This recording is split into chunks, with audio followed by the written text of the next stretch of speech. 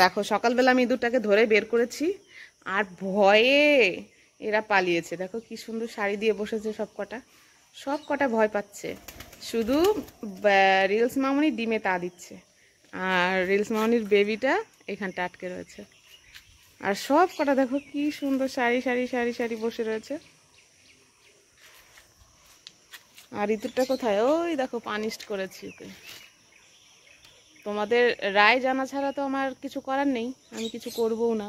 কারণ এতদিন ধরে ইঁদুরটা আমার কলোনিকে জ্বালাচ্ছে, তোমাদের জানিয়েছি, যেহেতু ইঁদুরটাকে দেখিয়েছি পর্যন্ত, আমার কলোনি পুরো দাভা করে দিয়েছে। সেই জন্য আমি বাজিগরগুলোকে বিক্রি করে দিয়েছি।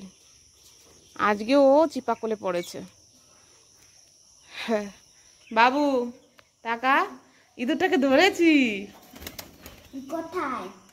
আয় দেখে যা। লাদেন দুষ্টু বদমাস শয়তান ইঁদুরটাকে ধরেছি রে।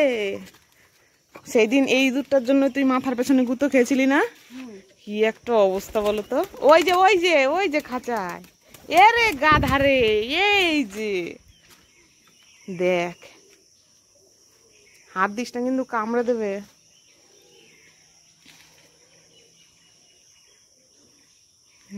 দেখেছিস টাকা কত বড় না, ধেরে ইঁদুর।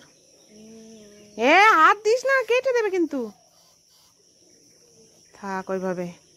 কম জ্বালিয়েছে রে, কম জ্বালিয়েছে আমাকে। এই এই না না না, প্রচন্ড চালাক। 4-5 বার ছুটে গেছে আমার হাত থেকে। তুই কিন্তু আর ওইটা সরাবি না। আমি আর এটাকে ছাড়তে চাই না বাইরে। থাক থাক, চল এখন যাই। দেখো বাবুকে নিয়ে আমি স্কুলে গেছিলাম, আস্তে আস্তে বিকেল হয়ে গেছে, এখন 3:30 বাজে। আর ইঁদুরটা আমার কলোনিতে সেইভাবেই রেখে গেছিলাম। মেঘলা, আজকে সারাদিনই মেঘলা, রোদ নেই খুব একটা। উফ বাবা, হাওয়া দিচ্ছে কি। আর এদিকে আমার কিছু কবুতর বাইরে এসে খাচ্ছে, খাবারও ছিল এখানে পড়া, বৃষ্টি হয়নি। আই ভাই, এতক্ষণ তো খেয়ালই পড়েনি।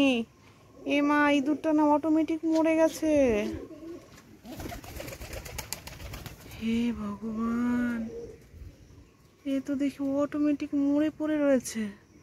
হ্যাঁ কি হয়েছে রে?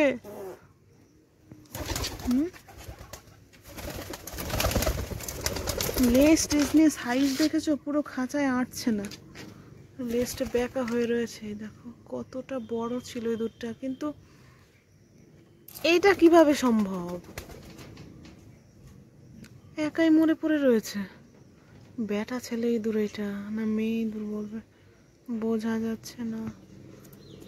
হি রাম রাম রাম, ভেবেছিলাম দূরে কোথাও নিয়ে গিয়ে ওই ভাইনা শ্মশানের ওই দিকটাই নিয়ে গিয়ে ছেড়ে দেবো মাঠের মধ্যে, যাতে আমার বাড়ি না আসতে পারে। কিন্তু এ কি হলো, পুরোই তো চমকে গেলাম।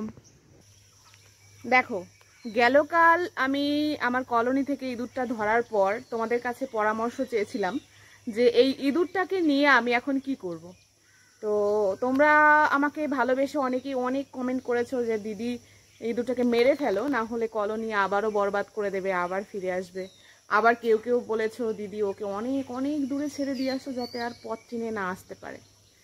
তো এবার আবার অনেকে বলেছো জলে ডুবিয়ে দাও, পুকুরে ছেড়ে দাও। বেশিরভাগ কমেন্ট তোমাদের এসছে যে ইঁদুরটাকে মেরেই ফেলো, অনেক দিন অনেক জ্বালিয়েছে তোমাকে, কলোনির ডিম বাচ্চা নষ্ট করেছে, সেই জন্য তোমরা বেশিরভাগ রায় দিয়েছো ইঁদুরটাকে মেরে ফেলো। তো এইবার দেখো আমার আর সেই নিজে হাতে কিছু করতে হলো না, যা করার সব ওপরওয়ালা করে দিয়েছে। এবার কি হয়েছে দেখো। দেখো আমি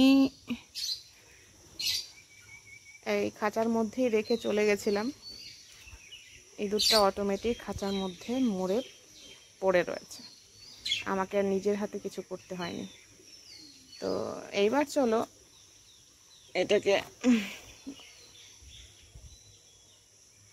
এটাকে আমরা পুকুরে ফেলে দিয়ে আসি, জল সমাধিস্থ করে দিই।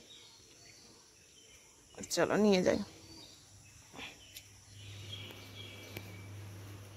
এই যে আমার বিখ্যাত চপ্পল, এটাকে পরে নিই। চলো আমাকে নিজের হাতে যে ইঁদুরটাকে মারতে হলো না, এই দেখে আমি ভীষণ ভীষণ খুশি।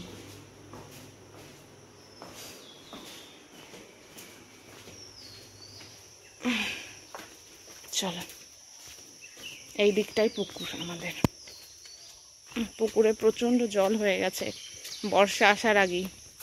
দেখো আমাদের এলাকাটা খুবই সুন্দর, গাছ গাছালিতে ভরা, বনানি বনানি ভাব, খুব সুন্দর লাগে।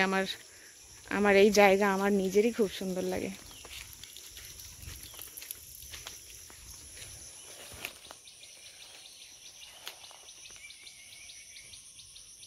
এই যে দুধটাকে দিলাম ফেলে, খাঁচাটাও ধুয়ে নিয়েছি, খাঁচাটাকেও ধুয়ে নিয়েছি। থাকো, অনেক জ্বালিয়েছো, তবু তোমার প্রতি একটু মায়া লাগছে না। চলো, আর মায়া করে হবে কি। এই হচ্ছে ওই যে আমার কলোনি, বন্ধ রয়েছে, বৃষ্টি বৃষ্টি ভাব তো, বন্ধ করে রেখেছি।